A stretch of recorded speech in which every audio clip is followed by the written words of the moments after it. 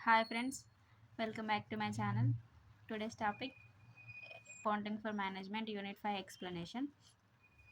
First question, what is CVP analysis? What are the objectives and assumptions? CVP analysis అంటే ఏంటి అని అడుగుతున్నాడు. దాంట్లో ఆబ్జెక్టివ్స్ అన్నా ఇంపార్టెన్స్ అన్నా అడ్వాంటేజెస్ అన్నా అన్నీ ఒకటే వస్తాయి. క్యారెక్టరిస్టిక్స్ అయినా ఫ్యూచర్స్ అయినా. ఫస్ట్ సివిపి ఫుల్ ఫామ్ ఏంటంటే కాస్ట్ వాల్యూమ్ ప్రాఫిట్ అని వస్తుంది సివిపి అంటే. ఇందులోనే ఉంది కాస్ట్ వాల్యూమ్ ప్రాఫిట్ అంటే ఒక ఒక ఆర్గనైజేషన్లో కాస్ట్ ఎంత అవుతుంది, ఎంత సేల్ అవుతుంది, ఎంత ప్రాఫిట్ ఉంది అనేది ఈ సివిపి అనాలిసిస్ అనేది తెలియజేస్తుంది అంటే ఆర్గనైజేషన్కి ఈ డేటా అనేది ప్రజెంట్ చేస్తుంది అన్నట్టు. సో డెఫినేషన్ చదువుదాం. It is a tool used to understand how changes in costs, sales volume and selling price affect a company's profit. It helps business decide pricing, production levels and profit targets.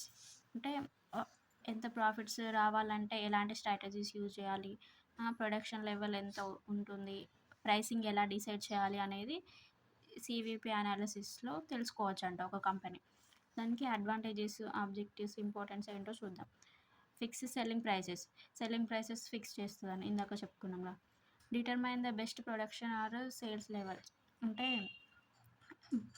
Demand అంటే మార్కెట్లో demand ఏ ప్రోడక్ట్కి ఉంది, ఏ product manufacture చేస్తే ఎక్కువ sale అవుతుంది అనేది CVP analysis present చేస్తుందంట. Evaluate business performance ఎలా ఉంది అనేది చెక్ చేస్తుంది. Plan and achieve desired profits reach కావడానికి ప్లానింగ్ ఇస్తుంది అన్నట్టు.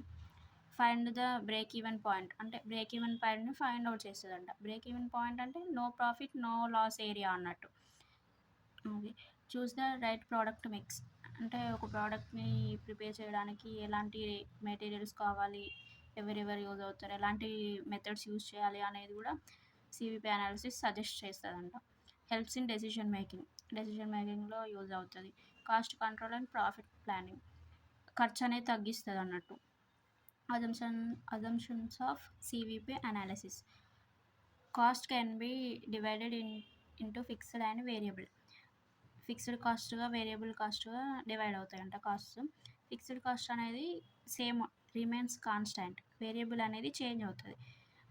అవుట్పుట్ ఇంక్రీజ్ అవుతుంది, అవుట్పుట్ డిక్రీజ్ అయితే డిక్రీజ్ అవుతుంది అన్నట్టు. Selling price per unit is constant.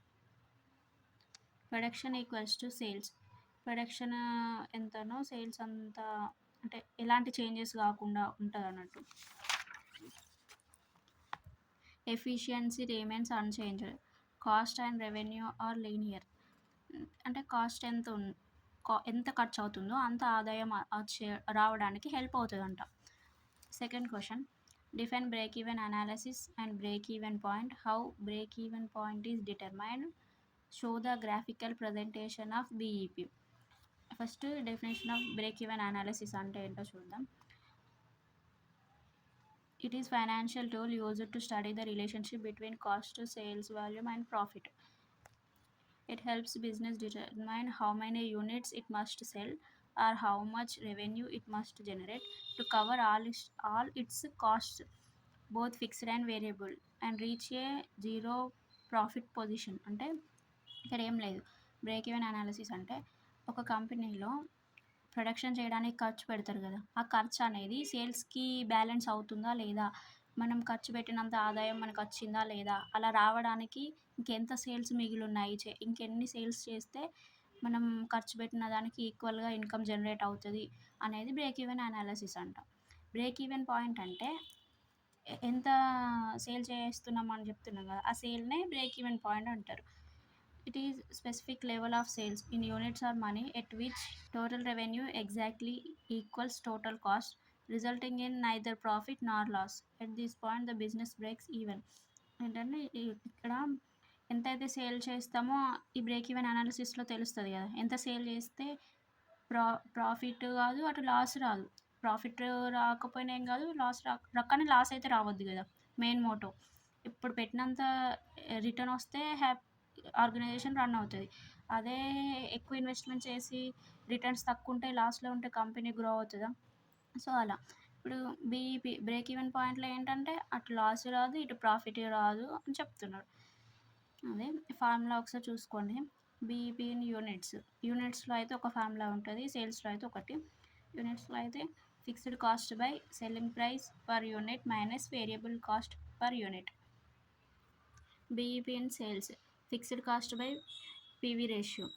PV ratio అంటే contribution by sales into 100. Contribution ఎలా వస్తదంటే sales minus variable cost. BEP in units అంటే బీఈపీ కాస్ట్ అంటే ఈ బ్రేక్ ఈవెన్ పాయింట్ మనీ ఎంత జనరేట్ అయిందని తెలుసుకోవాలంటే formula BEP units into selling price per unit చేస్తే వస్తుంది. గ్రాఫికల్ ప్రజెంటేషన్ చూద్దాం. ఈ డయాగ్రామ్ వేయండి మీరు. వేస్తే మీకు ఆన్సర్ రాకపోయినా ఈ డయాగ్రామ్ గుర్తుంచుకొని ఓన్లీ బీఈపీ డెఫినేషన్ రాసి ఈ డయాగ్రామ్ వేస్తే మార్క్స్ పడతాయి.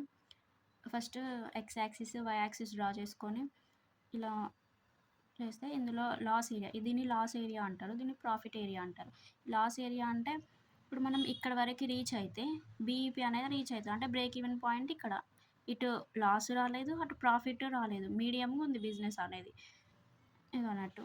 ఇవన్నీ ఇది వేరియబుల్ కాస్ట్ లైన్ అంటారు, అంటే ఎప్పటికీ చేంజెస్ అవుతుంది. ఇది ఫిక్స్డ్ కాస్ట్ లైన్, చేంజెస్ ఉండవు. మార్జిన్ ఆఫ్ సేఫ్టీ అంటే ఇప్పుడు మన కంపెనీ ముందుకు వెళ్ళాలి లేకపోతే కంటిన్యూ అవ్వాలి, ప్రాఫిట్స్ లేకపోయినా కంటిన్యూ అవ్వాలి అంటే మార్జిన్ ఆఫ్ సేఫ్టీ అనేది ఉండాలి. అంటే ఇక్కడ ఉంటే సేఫ్గా ఉన్నట్టు కంపెనీ, ఈ ఈ ఏరియాస్లో ఎక్కడ ఉన్నా కూడా లాస్ట్లో ఉన్నట్టు కదా. లాస్ట్లో ఉంటే రన్ అవ్వదు కాబట్టి ఈ పాయింట్ని ఎంఓఎస్ అంటారు, మార్జిన్ ఆఫ్ సేఫ్టీ అంటారు.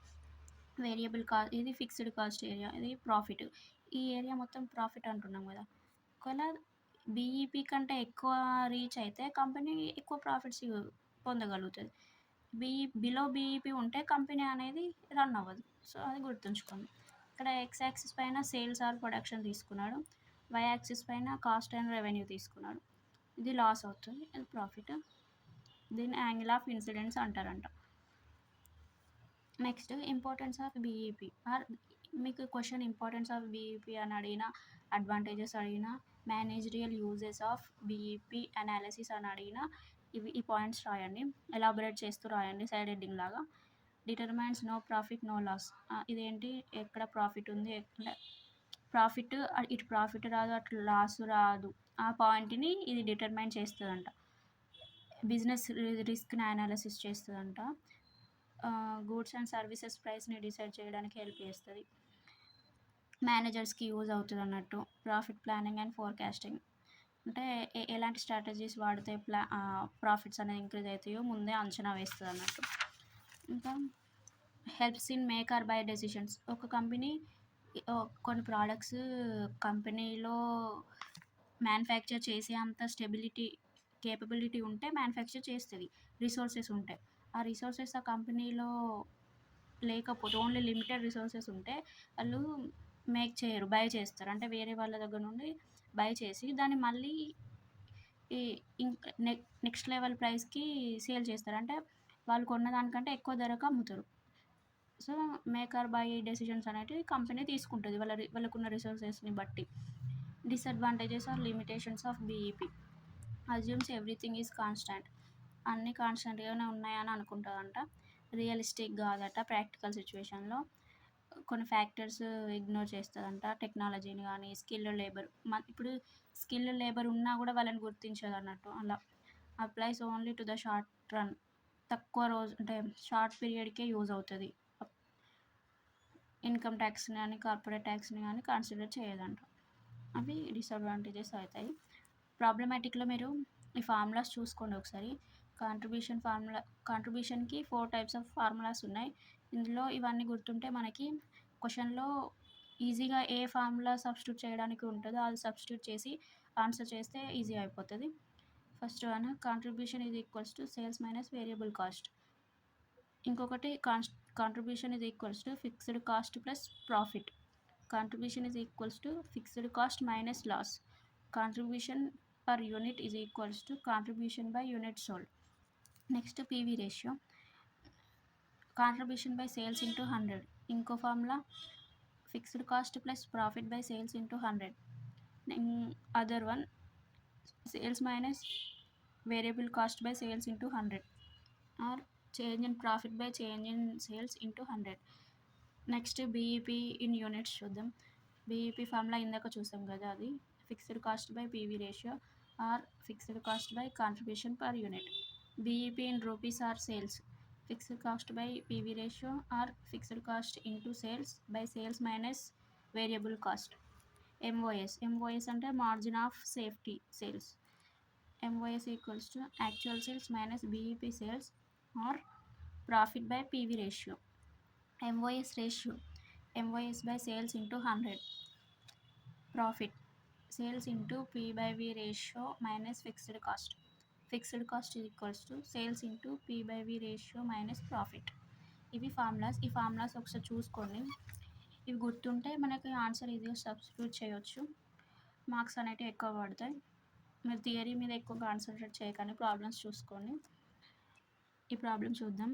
ఇక్కడ ఇవి ఇచ్చాడు, unit sold, total sales, variable cost, fixed cost ఇవి ఇచ్చి contribution per unit, BEP, margin of safety, profit, volume of sales to earn a profit of 24,000 ఇవి ఇచ్చారు అన్నట్టు.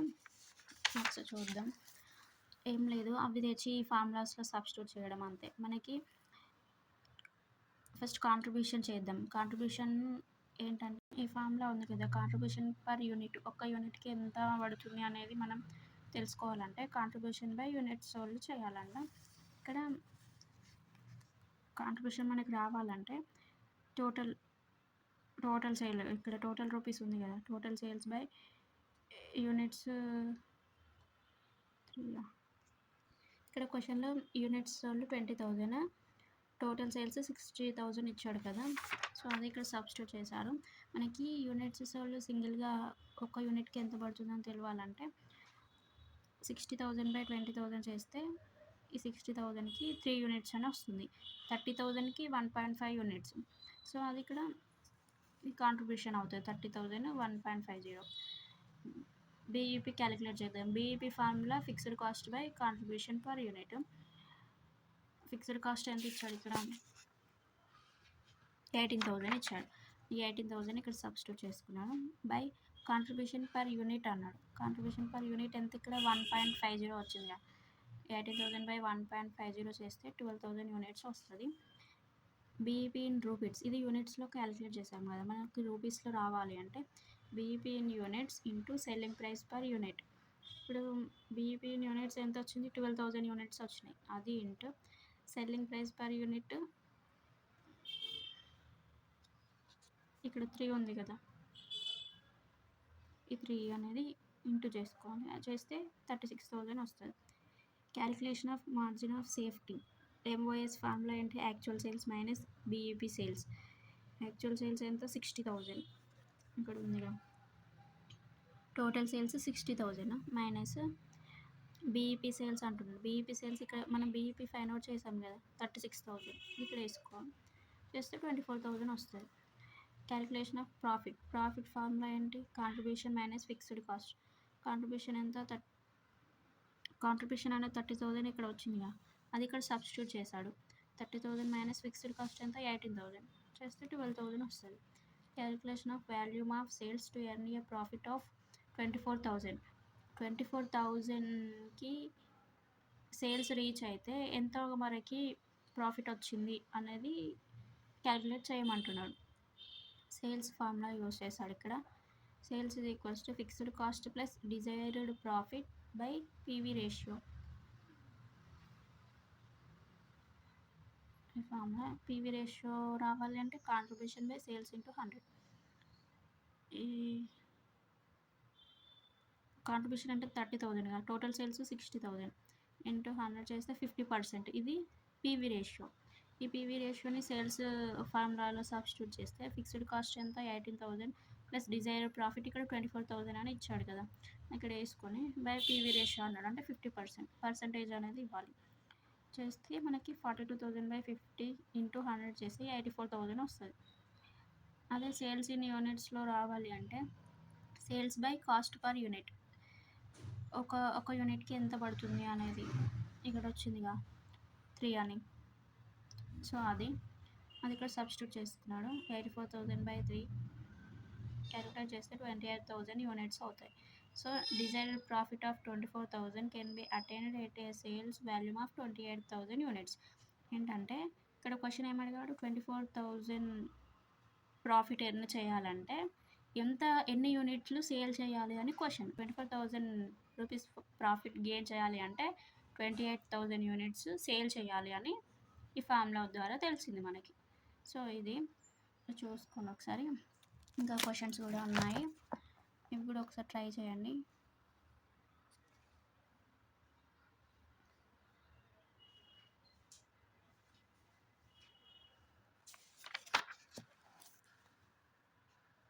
Okay friends, thank you for watching. Subscribe to my channel.